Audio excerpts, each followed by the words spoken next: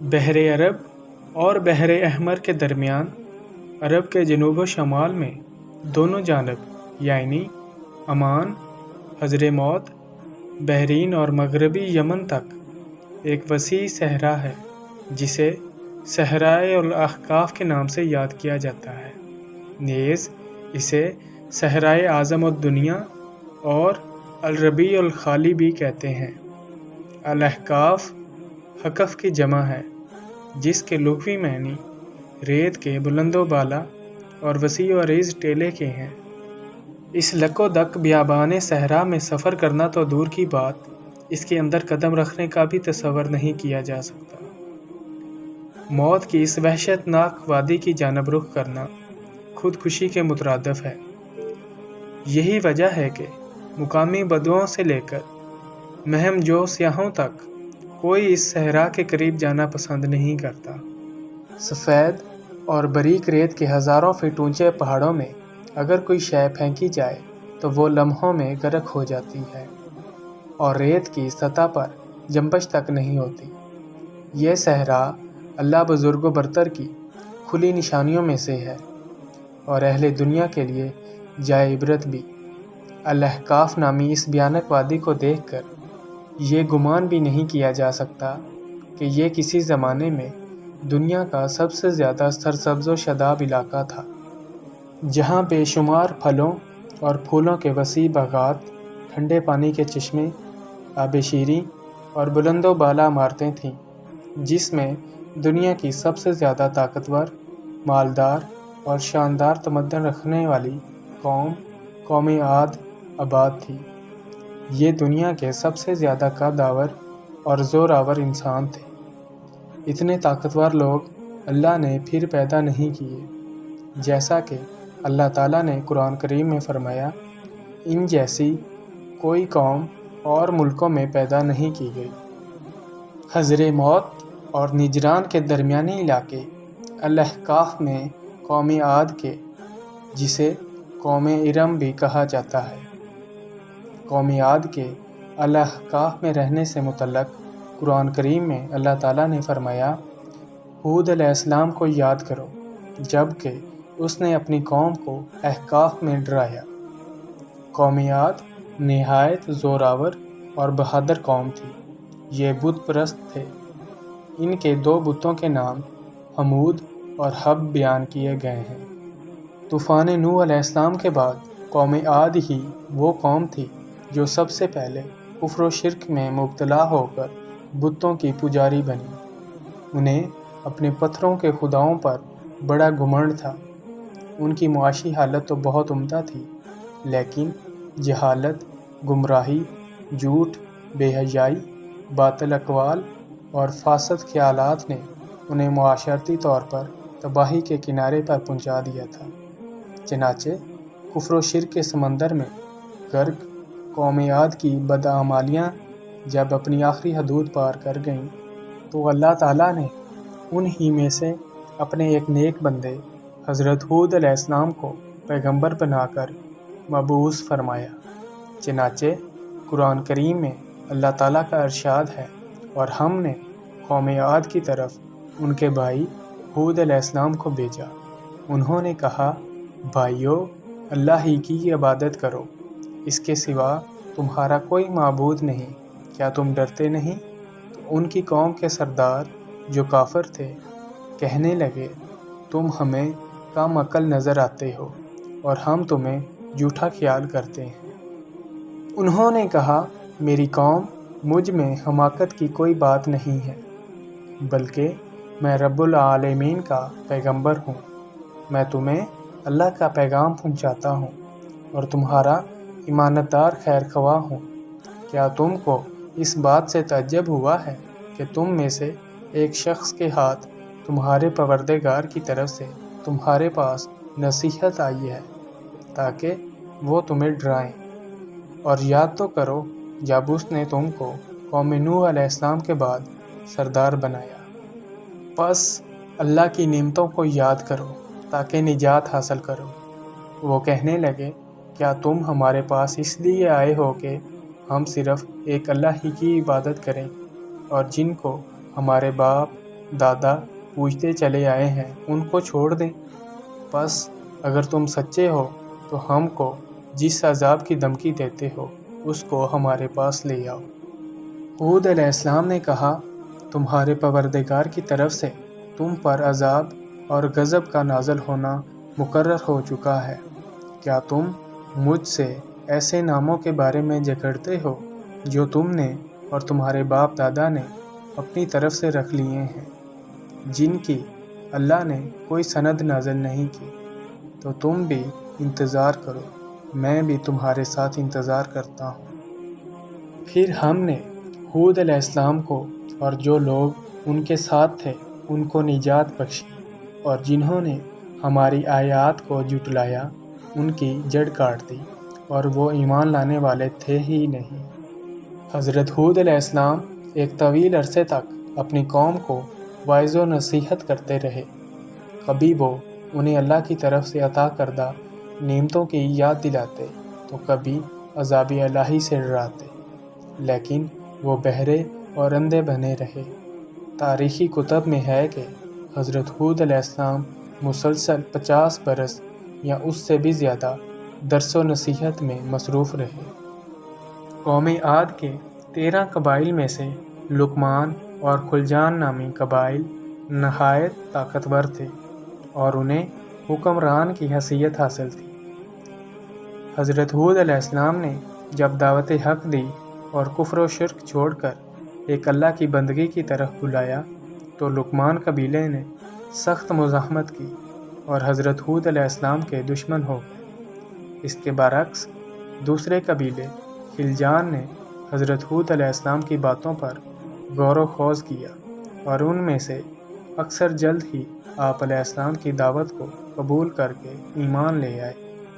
حضرت ہود علیہ السلام نے اپنی قوم کو راہ حق پر گامزن کرنے کی ہر ممکن کوشش کی، مگر قوم نے ان کی دعوت قبول کرنے سے انکار کر دیا، تو بالآخر انہوں نے بارگاہ الہی میں مدد کے لیے دست دعا دراز کیے، جسے قرآن کریم نے یوں بیان کیا ہے۔ نبی علیہ السلام نے دعا کی کہ اے پروردگار، انہوں نے مجھے جھوٹا کہا ہے، پر تو میری مدد فرما۔ اللہ نے اپنے نبی علیہ السلام کی فریاد کے جواب میں فرمایا، اے نبی علیہ السلام، یہ بہت جلد اپنے کیے پر پچھتانے لگیں گے۔ اللہ تعالیٰ نے اپنے نبی علیہ السلام کی دعا قبول فرمائی اور قوم عاد پر عذاب کی ابتدا ہو گئی۔ بادلوں کے فرشتے کو حکم دیا کہ اب بارش نہ برسائی جائے، چشموں کے فرشتے کو حکم دیا کہ ان کے ٹھنڈے میٹھے اور شفاف پانی سے لبریز چشموں اور آبشاروں کو خشک کر دو۔ چنانچہ دیکھتے ہی دیکھتے ان کے سرسبز و شاداب کھیت سوکھنے لگے اور مویشی مرنے لگے، یہاں تک کہ لوگ پینے کے پانی تک کو ترسنے لگے۔ کثیر تعداد میں پیدا ہونے والے پھل اور اناج ناپید ہو گئے۔ پوری قوم خشک سالی کا شکار ہو کر بدحال اور پریشان ہو گئی۔ یہ سلسلہ مسلسل 3 سال تک جاری رہا۔ حضرت ہود علیہ السلام سے اپنی قوم کی یہ پریشانی دیکھی نہ جاتی تھی۔ آپ علیہ السلام بہت افسردہ اور پریشان رہتے، اور پھر ایک دن انہوں نے اپنی قوم سے فرمایا، اے میری قوم کے لوگوں، تم اپنے پالنے والے سے بخشش مانگو، اس کے آگے توبہ استغفار کرو، وہ تم پر آسمان سے موسلا دار بارش برسائے گا اور تمہاری طاقت اور قوت میں اضافہ فرمائے گا، اور دیکھو گنہگار بن کر رو گردانی نہ کرو۔ قرآن کریم اور احادیث مبارکہ میں توبہ استغفار کے بڑے فوائد بیان فرمائے گئے ہیں۔ جو پابندی سے استغفار کرتا ہے، اللہ تعالیٰ اس کے لیے ہر فکر سے کشادگی اور ہر تنگی سے راستہ بنا دیتا ہے، اور اسے ایسی جگہ سے روزی دیتا ہے جو اس کے وہم و گمان میں بھی نہیں ہوتی۔ بہرحال حضرت ہود علیہ السلام کے لاکھ سمجھانے کے باوجود اس قوم پر کوئی اثر نہ ہوا، بلکہ نہایت ڈٹھائی کا مظاہرہ کرتے ہوئے کہنے لگے کہ ہم محض تیرے کہنے پر اپنے آباء و اجداد کے اور اپنے ان معبودوں کو کیوں چھوڑ دیں؟ قرآن کریم نے اسے یوں بیان کیا ہے، اے ہود علیہ السلام، تم ہمارے پاس کوئی دلیل تو لائے نہیں، اور ہم صرف تمہارے کہنے سے نہ اپنے معبودوں کو چھوڑنے والے ہیں اور نہ تم پر ایمان لانے والے ہیں، بلکہ ہم تو یہ سمجھتے ہیں کہ ہمارے کسی معبود نے تمہیں آسیب زدہ کر دیا ہے۔ عذاب الہی کے ابتدائی مراحل ہی میں خشک سالی نے قوم عاد کی حالت ابتر کر دی، چنانچہ ان کے سرداروں اور دانشوروں نے اس سے نجات پانے کے لیے مختلف تدابیر پر غور و خوض شروع کر دیا۔ یہ بات بڑی حیران کن ہے کہ پچھلی قوموں کو جب کبھی کوئی مشکل آ گھیرتی تو وہ اس سے نجات کے لیے حجاز مقدس کا سفر کرتے اور بیت اللہ شریف میں جا کر اللہ کے آگے آہوازاری کرتے، یعنی کافر قومیں بھی اس حقیقت کو تسلیم کرتی تھیں کہ اس ارض و سماء میں ایک لافانی قوت موجود ہے، لیکن اس کے باوجود جب نبی علیہ السلام اور رسول علیہ السلام یہ بات کہتے تو ان کی عقل پر پردہ پڑ جاتا۔ قوم عاد کے سرداروں نے بھی یہی فیصلہ کیا کہ قوم کے سرکردہ افراد بیت اللہ شریف جا کر اندیکھے خدا کے سامنے فریاد کریں، چنانچہ مختلف قبائل کے سرداروں اور دیگر اہم افراد پر مشتمل 70 افراد کا ایک وفد حجاز مقدس روانہ ہوا۔ اس زمانے میں مکہ مکرمہ پر قوم عمالیق کی حکمرانی تھی، جس کا سردار معاویہ بن بکر تھا، اور معاویہ کی والدہ قوم عاد سے تعلق رکھتی تھی۔ ویسے بھی معاویہ بن بکر قوم عاد کی شان و شوکت سے بڑا مرعوب تھا، چنانچہ اس نے وفد کی بڑی خاطر مدارت کی اور اسے بڑے عزت و احترام سے اپنے یہاں ٹھہرایا۔ طبرہ کی روایت ہے کہ اس وفد میں 2 افراد مرشد بن سعد اور لقمان بن لقیم صاحب ایمان اور حضرت ہود علیہ السلام کے پیروکار تھے۔ غالباً ان کا تعلق قبیلہ خالجان سے ہوگا۔ ان دونوں کے علاوہ باقی سب کافر اور بت پرست تھے۔ معاویہ نے ان کے اعزاز میں رقص و سرود کی محافل کا اہتمام کیا، اور تقریباً 1 ماہ تک یہ لوگ اپنے آنے کا مقصد فراموش کر کے عیش و عشرت اور شراب و شباب کی محافل میں مدہوش رہے۔ جب ان کا قیام طویل ہو گیا تو معاویہ بن بکر کو ان کے واپس جانے کی فکر لاحق ہوئی۔ کافی سوچ بچار کے بعد اس نے ناچنے گانے والیوں کے ذریعے چند اشعار کی صورت میں انہیں ان کے آنے کے مقصد کی یاد دہانی کروائی، جس پر وفد کو ہوش آیا۔ تاریخی کتب میں درج ہے کہ اس موقع پر وفد میں شامل مرشد اور لقمان نے ایک بار پھر انہیں سمجھانے کی کوشش کی کہ جو کچھ حضرت ہود علیہ السلام کہتے ہیں اس پر ایمان لے آؤ، لیکن وہ نہ مانے۔ وفد بیت اللہ شریف گیا اور بارش کی دعائیں مانگنی شروع کر دی۔ ابھی تھوڑی ہی دیر گزری تھی کہ اللہ تعالیٰ نے آسمان پر 3 رنگوں کے بادل بھیج دیے، جن میں ایک سفید تھا، دوسرا سیاہ اور تیسرا سرخ۔ اس کے ساتھ ہی آسمانوں سے ندائے غیب آئی، اپنے اور اپنی قوم کے لیے ان تینوں میں سے کسی ایک کو پسند کر لو۔ چنانچہ وفد نے سوچ بچار کے بعد سیاہ بادل کو اپنے لیے پسند کر لیا، جس کے ساتھ ہی سرخ اور سفید ٹکڑے آسمان سے غائب ہو گئے اور ابر سیاہ آہستہ آہستہ آسمان پر چھانے لگا۔ وہ لوگ اپنی دعا کی قبولیت پر بڑے خوش تھے اور سمجھتے تھے کہ اب خشک سالی ختم ہو جائے گی، چنانچہ پوری قوم نے خوشیاں منانی شروع کر دی۔ لیکن حضرت ہود علیہ السلام سمجھ گئے تھے کہ یہ عذاب الہی ہے، لہٰذا انہوں نے ایک بار پھر اپنی قوم کو مخاطب کرتے ہوئے فرمایا، اے میری قوم، یہ اللہ کا عذاب ہے جو تم پر نازل ہوا چاہتا ہے۔ پھر انہوں نے اللہ تعالیٰ کا فرمان انہیں سنایا، بلکہ دراصل یہ ابر وہ عذاب ہے جس کی تم جلدی کر رہے تھے۔ یہ ہوا کا طوفان ہے جس میں دردناک عذاب چلا آ رہا ہے، جو اپنے رب کے حکم سے ہر چیز تباہ کر ڈالے گا۔